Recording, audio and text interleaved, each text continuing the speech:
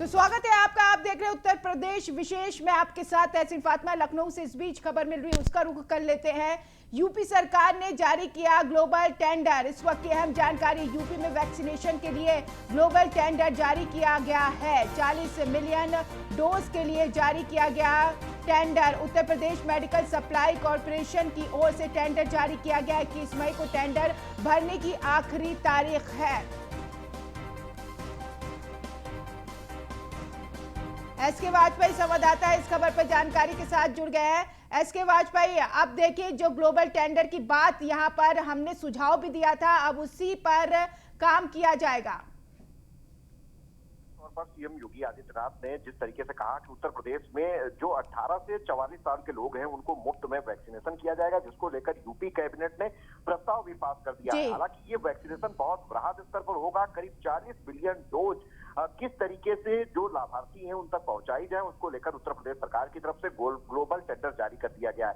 7 मई वो अंतिम तिथि होगी जिस दिन ये ग्लोबल टेंडर उत्तर प्रदेश सरकार की वेबसाइट से डाउनलोड किया जा सकता है, और 21 मई वो अंतिम तिथि है जिस दिन ग्लोबल टेंडर के लिए सभी डॉक्यूमेंट्स और अर्हताएं पूरी करनी होगी, उस दिन इसको जमा करना होगा। तो निश्चित है कि उत्तर प्रदेश सरकार अब प्रदेश भर में बृहद वैक्सीनेशन का अभियान चलाने जा रही है। कहीं न कहीं इस अभियान को लेकर उत्तर प्रदेश सरकार ने बड़ा कदम उठाया है, क्योंकि इतने बड़े पैमाने पर वैक्सीनेशन के लिए कहीं कहीं ग्लोबल टेंडर की जरूरत थी। अब उत्तर प्रदेश सरकार ने वो टेंडर जारी कर दिया है। तो निश्चित है कि जब 21 मई को ये टेंडर भर दिया जाएगा तो जल्द से जल्द इस टेंडर को पूरा करने के बाद जो भी प्रक्रिया है उसको संपन्न कराया जाएगा, और उसके बाद उत्तर प्रदेश में बृहद वैक्सीनेशन शुरू होगा। जिस तरीके से उत्तर प्रदेश में कोरोना का कहर बढ़ा है, और कहीं न कहीं देश का सबसे बड़ा प्रदेश है, सबसे ज्यादा जनसंख्या उत्तर प्रदेश में निवास करती है, इन सारी चीजों को ध्यान रखते हुए उत्तर प्रदेश सरकार की तरफ से बड़ा निर्णय लिया गया है। हालांकि जब सीएम योगी आदित्यनाथ जब विभिन्न संपादकों से बात कर रहे थे, उस दौरान न्यूज वन इंडिया के एडिटर इन चीफ अनुराग चड्ढा ने ये साफ तौर पर कहा था कि वैक्सीनेशन के लिए कहीं न कहीं ग्लोबल टेंडर होना चाहिए, और उस ग्लोबल टेंडर के जरिए लोगों तक वैक्सीनेशन सुविधा को तेजी के साथ पहुंचाना चाहिए, ताकि उत्तर प्रदेश से कोरोना जैसी महामारी को खत्म किया जा सके। तो कहीं न कहीं सरकार अब उन सारे बिंदुओं पर विचार कर रही है जो सुझाव लोगों से बातचीत के दौरान आए थे। तो निश्चित है उत्तर प्रदेश सरकार ने एक बड़ा फैसला लिया है। जी शुक्रिया तमाम जानकारी के लिए एस के वाजपेयी। तो जिला पंचायत चुनाव के नतीजे घोषित कर दिए गए। सबसे ज्यादा सीट निर्दलीय उम्मीदवारों ने जीती है। इस वक्त की अहम जानकारी, 1247 सीटों पर निर्दलीय ने अपना कब्जा जमाया है। बीजेपी एसपी के बीच कांटे की टक्कर रही। समाजवादी पार्टी ने 790 सीटों पर जीत हासिल की है। 599 सीटें बीजेपी के खाते में आई है, तो वहीं बसपा के खाते में 354 सीटें आई है। कांग्रेस महज 60 सीटों पर ही सिमट कर रह गई।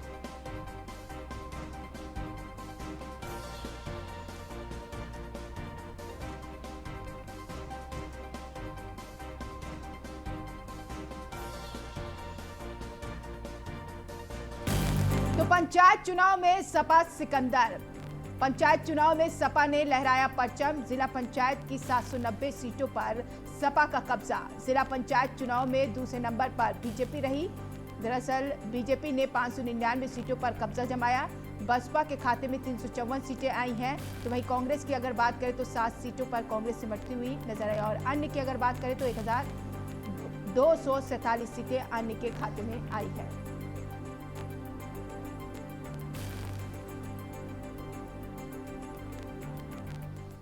बढ़ेंगे आगे, बात मिर्जापुर की कर लेते हैं। जिला पंचायत चुनाव के नतीजे जारी। निर्दलियों के सामने बेदम हुए राजनीतिक दल।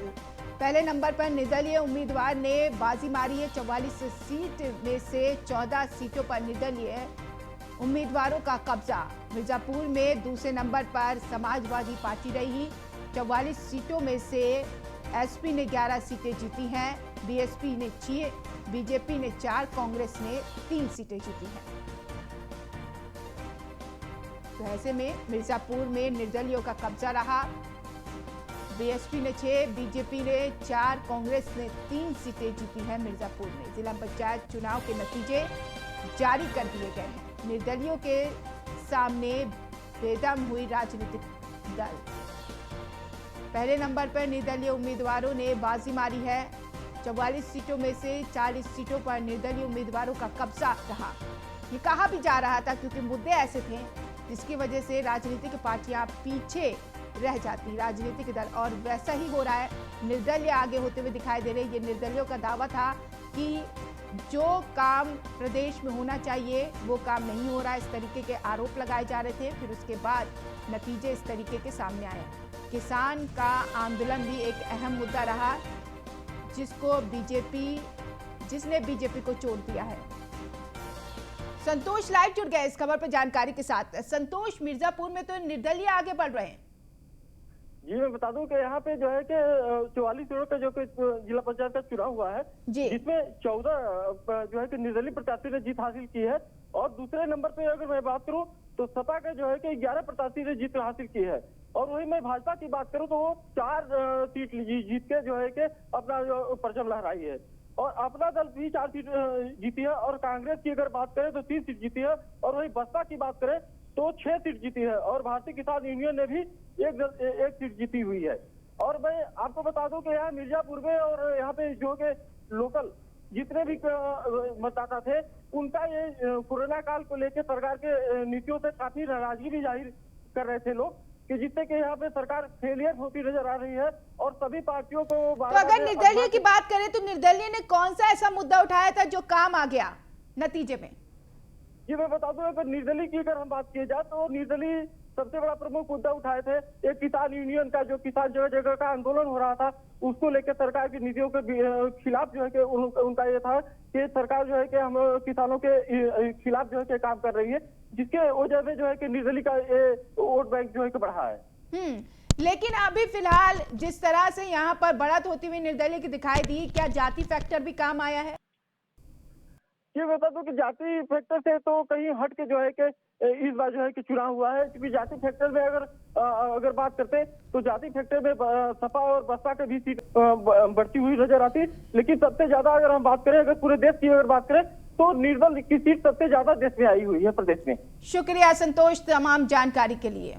तो रायबरेली से खबर, जिला पंचायत चुनाव के नतीजे यहां पर भी घोषित कर दिए गए। कांग्रेस के गढ़ में एसपी ने परचम लहराया है। कांग्रेस को बड़ा झटका, एसपी के 16 प्रत्याशियों ने चुनाव जीता है। बीजेपी कांग्रेस 10-10 पर सिमट गई है।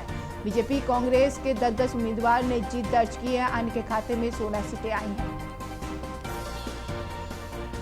तो अहम जानकारी रायबरेली की, तो कांग्रेस का गढ़ माना जाता है, यहां पर एसपी ने परचम लहराया है। तो जिला पंचायत चुनाव के नतीजे आ गए। कांग्रेस के गढ़ में एसपी ने परचम लहराया है। एसपी के 16 प्रत्याशियों ने चुनाव जीता है।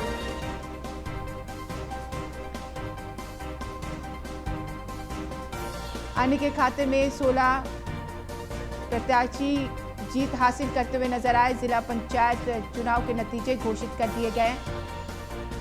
कांग्रेस के गढ़ में एसपी ने अपना परचम लहराया है। एसपी के 16 प्रत्याशियों ने चुनाव जीता है।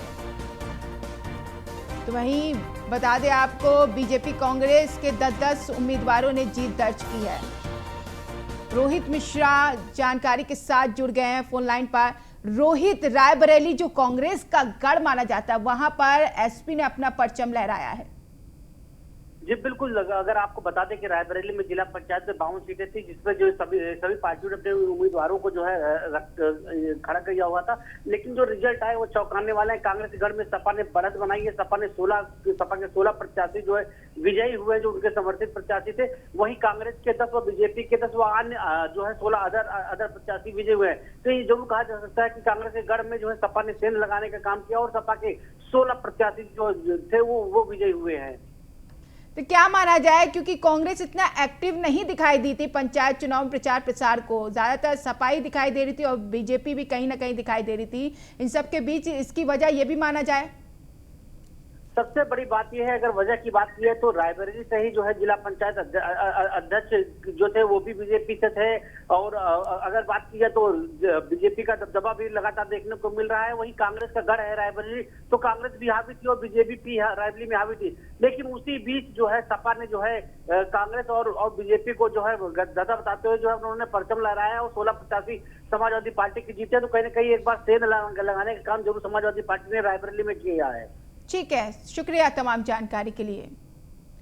तो मेरठ से खबर मिल रही है, जिला पंचायत के नतीजे यहां पर भी जारी कर दिए गए हैं। मेरठ में 33 सीटों पर परिणाम जारी हो गया। मेरठ में बीजेपी के खाते में 5 सीटें आई हैं, सपा के खाते में 8 सीटें आई हैं, बीएसपी के खाते में 9 सीटें आई हैं, रालोद के खाते में 6 सीटें आई हैं, आम आदमी पार्टी का भी खाता खुला है, यहाँ पर 1 सीटें मिले हैं। तो वहीं निर्दलीय के खाते में 4 सीटें आई हैं।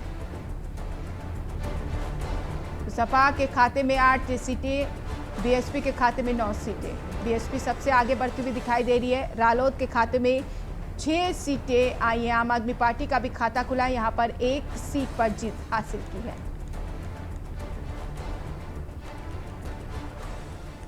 खबर अमरोहा से, जिला पंचायत चुनाव के नतीजे यहां पर भी घोषित कर दिए गए। 27 सीटों में से 8 पर एसपी बीएसपी का कब्जा रहा। 6 सीटों पर बीजेपी ने दर्ज की है जीत। आने के खाते में 5 सीटें आई हैं। कांग्रेस का खाता ही नहीं खुला है। तो अमरोहा की आपको जानकारी दे रहे हैं, जिला पंचायत चुनाव के नतीजे जारी कर दिए गए हैं। आने के खाते में 5 सीटें आई हैं, लेकिन कांग्रेस का खाता यहां नहीं खुला है। तो कांग्रेस को बड़ा झटका लगा है। पीलीभीत से खबर है, जिला पंचायत चुनाव के नतीजे यहां पर भी घोषित कर दिए गए हैं। जिला पंचायत की 34 सीटों के नतीजे जारी कर दिए गए हैं। दरअसल 84 सीटों में से 9 सीट बीजेपी के कब्जे में आई है। सपा ने पीलीभीत में प्रत्याशियों को समर्थन दिया है। समाजवादी पार्टी ने नहीं उतारा था कोई उम्मीदवार।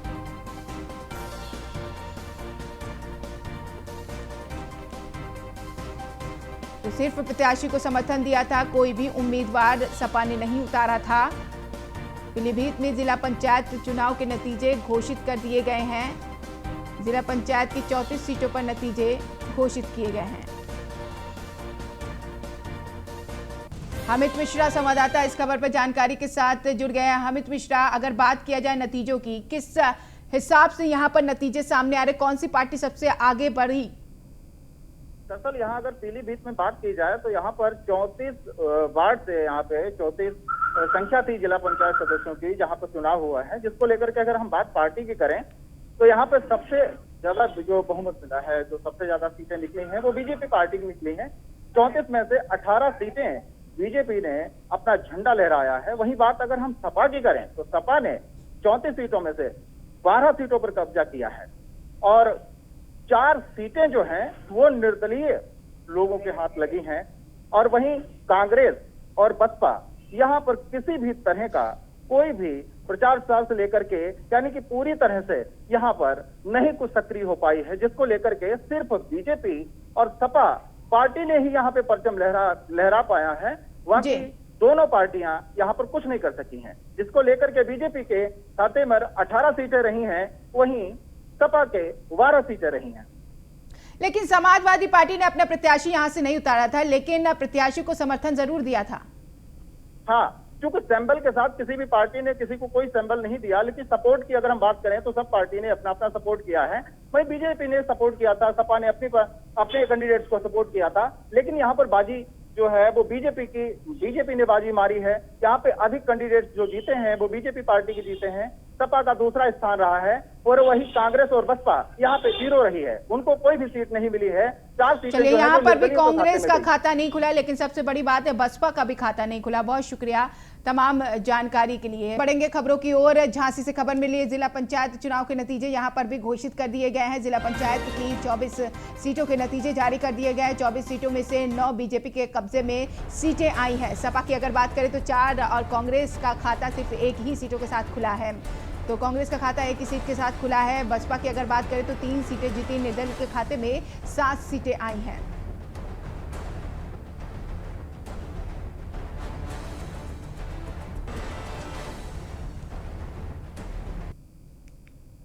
प्रयागराज से खबर है, जिला पंचायत चुनाव के नतीजे यहां पर भी घोषित कर दिए गए हैं। जिला पंचायत की 84 सीटें नतीजे जारी किए गए हैं। 84 सीटों में से 27 समाजवादी पार्टी के कब्जे में आई है, तो वहीं बीजेपी के खाते में 14 सीटें आई हैं। कांग्रेस की अगर बात करें तो 1 सीट के साथ उसका खाता खुला है, तो वहीं बसपा के खाते में 3 सीटें आई हैं। निर्दलीय भी आगे बढ़ते हुए दिखाई दिए। निर्दलीय को 30 सीटें मिली हैं।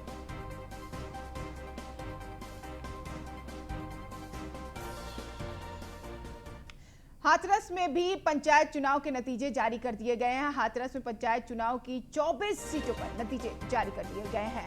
हाथरस में बीजेपपी ने 5 सीटें जीती हैं, तो वहीं एसपी ने 5, बीएसपी ने 1, आरएलजी ने 3 सीटें जीती हैं। निर्दलीय के खाते में 9 सीटें आई। हाथरस में 462 ग्राम प्रधान चुने गए हैं।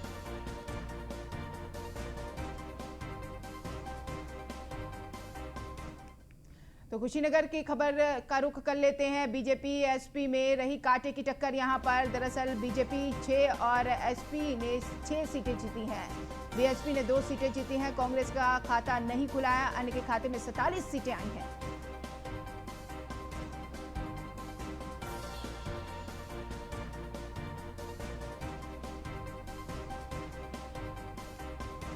तो कुशीनगर की ये खबर है, जहां पर बीजेपी और एसपी के बीच कांटे की टक्कर रही है। बीजेपी ने भी 6 सीट जीती है, एसपी ने भी 6 सीट जीती है, लेकिन बसपा के खाते में सिर्फ 2 सीटें आई हैं। यहां पर भी कांग्रेस का खाता नहीं खुला है, लेकिन सबसे आगे निर्दलीय पार्टी रही है। 47 सीटें जीतकर अपना कब्जा जमाया है। तो बीजेपी एसपी के बीच कांटे की टक्कर कुशीनगर में रही है। पंचायत त्रिस्तरीय पंचायत चुनाव की मतगणना के दौरान किस किस लोगों की जीत हुई है, कौन कौन से प्रत्याशी जीते हैं, वो जानकारी आप तक पहुंचाई जा रही है। खबर कुशीनगर से है, जहां पर बीजेपी एसपी में कांटे की टक्कर देखी गई है। हालांकि इस दौरान काफी घटनाएं भी हुई हैं, क्योंकि कई बार आरोप भी लगाए गए हैं कि जानबूझ के जिताया जा रहा है, लेकिन जीत का जश्न लोग मनाते हुए भी दिखाई दे रहे हैं।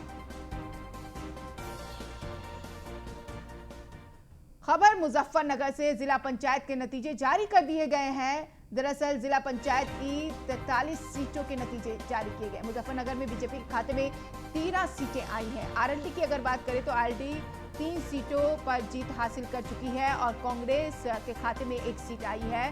तो वहीं बीएसपी के खाते में 3 सीटें, निर्दलीय के खाते में 14 सीटें आई हैं।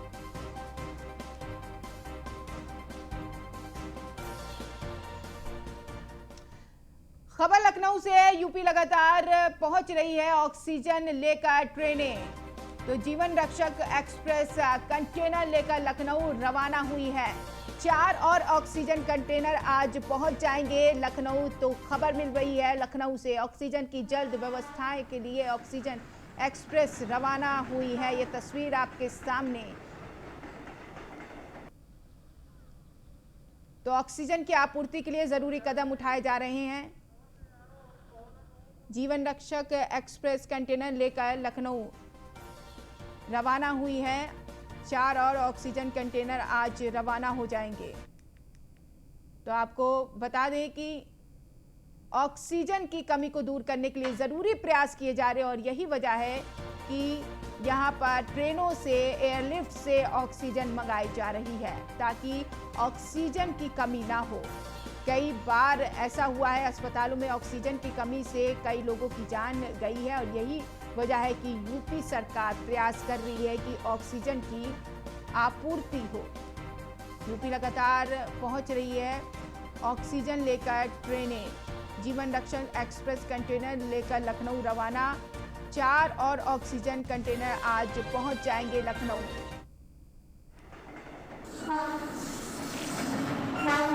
देखिए, इसी एक्सप्रेसवे से ऑक्सीजन लाई जा रही है। ये हम आपको तस्वीर दिखा रहे हैं। ऑक्सीजन की आपूर्ति करने के लिए प्रयासरत है उत्तर प्रदेश की सरकार, और पूरी कमी को दूर किया जा रहा है। एसके वाजपेयी संवाददाता इस खबर पर जानकारी के साथ जुड़ गया। एसके वाजपेयी, ऑक्सीजन की कमी की आपूर्ति के लिए लगातार प्रयास किया जा रहा है। अब देखिए, यूपी में जिस तरह से ऑक्सीजन की कमी हो रही है, उस कमी को दूर करने के लिए ट्रेनें भी लगी हुई हैं। बिल्कुल निश्चित तौर पर उत्तर प्रदेश सरकार लगातार लिक्विड ऑक्सीजन दूसरे प्रदेशों से और जहां जहां से भी संभव है लाकर उत्तर प्रदेश की कमी को दूर करने का प्रयास कर रही है। अब तक अगर हम देखें तो 1 दर्जन से ज्यादा ट्रेनें उत्तर प्रदेश के विभिन्न जिलों में आ चुकी हैं। खासतौर पर वाराणसी और लखनऊ, जहां कोरोना के ज्यादा संक्रमित हैं, लगातार ऑक्सीजन की सप्लाई की जा रही है। और अगर हम देखें तो ये 12वीं ट्रेन भी आज बाहर से चल चुकी ऐसी है जो कि सीधे लखनऊ आ रही हो। कहीं ना कहीं इसमें भी लगातार 4 कैंटर जो कि लिक्विड ऑक्सीजन से भरे हुए हैं वो लखनऊ पहुंच रहे हैं। संभवतः वो आज शाम 6 बजे तक लखनऊ पहुंच जाएंगे। तो कहीं ना कहीं उत्तर प्रदेश सरकार वो प्रयास कर रही है कि जो भी हॉस्पिटल्स हैं जिनको भी ऑक्सीजन की जरूरत है या फिर जो होम क्वारंटीन में लोग हैं उनको ऑक्सीजन की जरूरत है, उनको उसकी उपलब्धता सुनिश्चित की जाए, जिसको लेकर लगातार उत्तर प्रदेश सरकार की तरफ से ऑक्सीजन ट्रेन ग्रीन कॉरिडोर बनाकर चलाई जा रही है। तो निश्चित है कि आज एक और ट्रेन शाम 6 बजे के करीब में लखनऊ पहुंच जाएगी। तो कहीं ना कहीं ऑक्सीजन की जो समस्या थी उसको खत्म करने के लिए लगातार उत्तर प्रदेश सरकार की तरफ से ये प्रयास जारी है। जी बिल्कुल, बहुत शुक्रिया तमाम जानकारी के लिए एसके वाजपेयी।